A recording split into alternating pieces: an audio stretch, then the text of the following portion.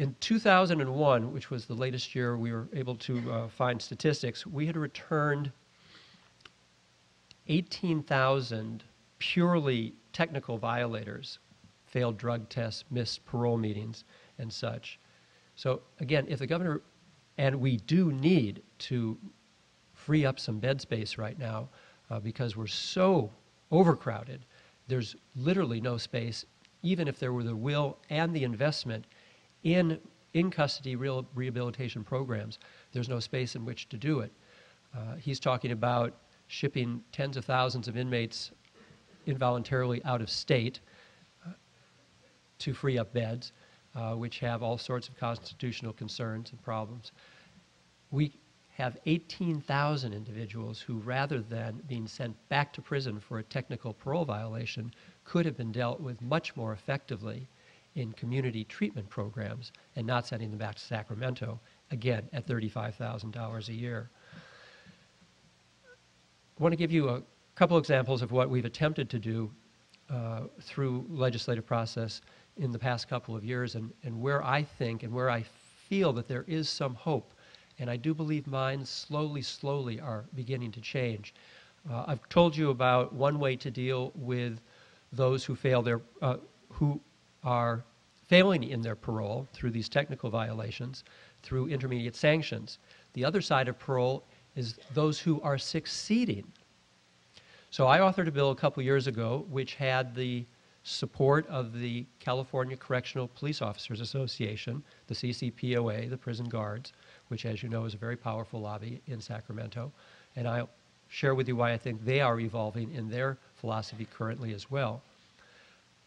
Our bill would have taken those who were succeeding in their parole for nonviolent, non-serious, non-sex registrant offenders, those who completed 12 full months of successful parole, we would let go.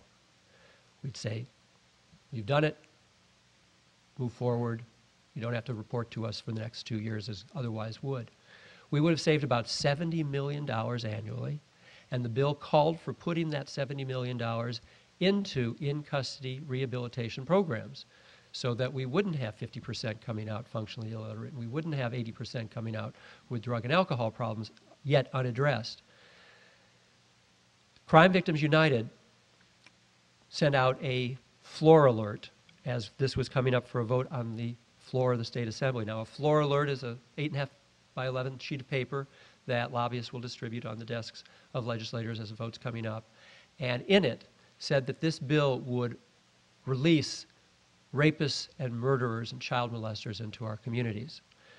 And one of my more thoughtful Republican colleagues raised his microphone very dramatically, took the piece of paper in his hand and said, "The Crime Victims United is opposed to this bill. That's good enough for me. It should be good enough for you," and slammed down his microphone. We took the vote, and again, I don't know if we had 30 or 31. We needed 41 to get our simple majority. We put the bill on call, which meant I had some time to go around the room and talk to my colleagues and let them know that what was in the Crime Victims United floor alert hit piece was not accurate and that it was worthy of their support. Couldn't budge many at all. Again, most law enforcement was opposed to this, and that was influencing my colleagues' votes heavily.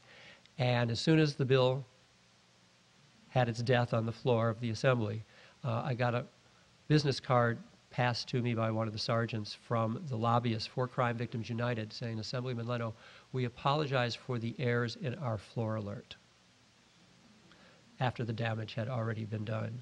So they know exactly what they're doing and how they can continue to exert all of this control over the legislature.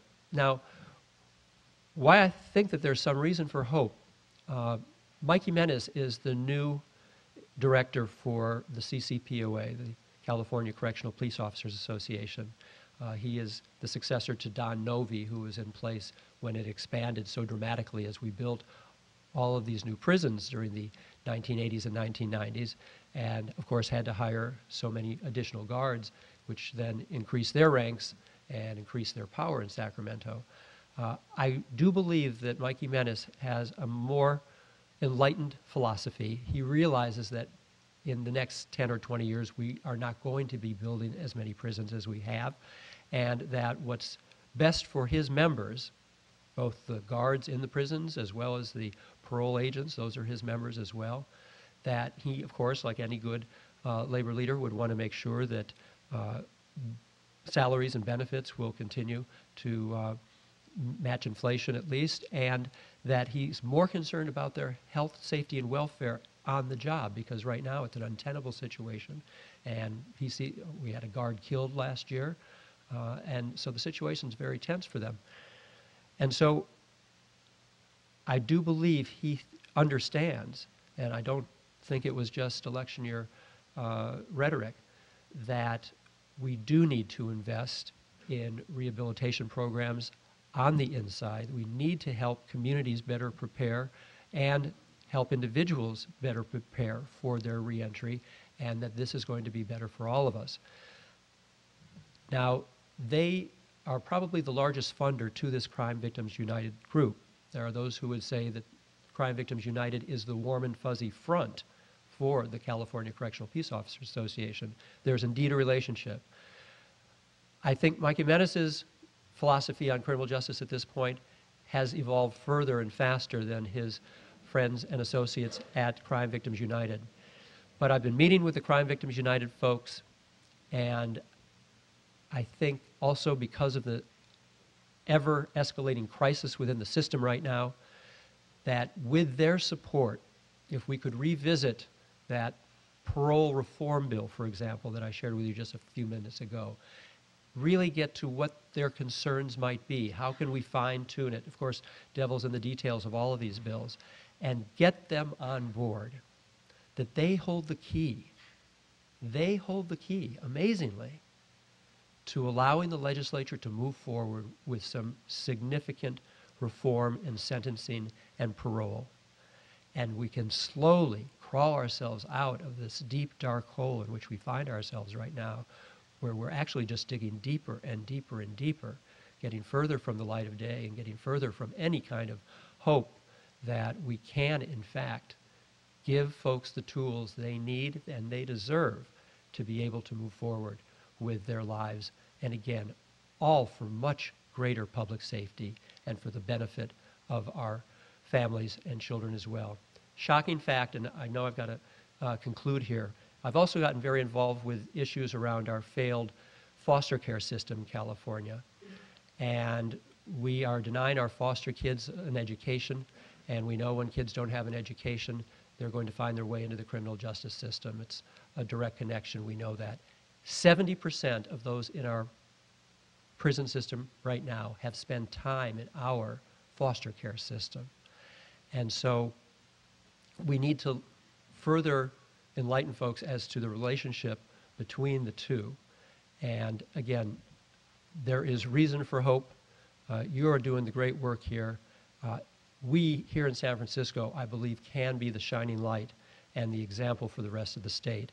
And with the leadership of our public defender and of our district attorney, along with our board of supervisors and our mayor, I really do believe that we can show the state a better way of doing business and keeping our communities that much safer and making sure that the next generation will not repeat that which we have already repeated one generation too many. Thank you very much for your interest today, for being here. And let me just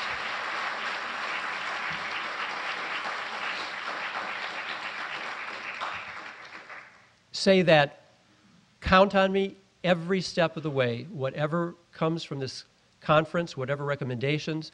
I know education, employment, and housing are the three top recommendations that have already been stated with regard to this conference. We get laughed at when we talk about those kinds of things in Sacramento, but whatever legislation needs to be moved forward, please count on me to be the author of those ideas. We have a bill which is a reentry advisory committee sitting on the desk of the governor right now. He has until Saturday to either sign it or veto it. It's a committee that would be formed of experts to learn of best practices in other states so that we can have at a state level a reentry council that can advise the legislature as to how we should move forward. So if you have the opportunity, lobby the governor between now and Saturday to sign that bill, we can take a tiny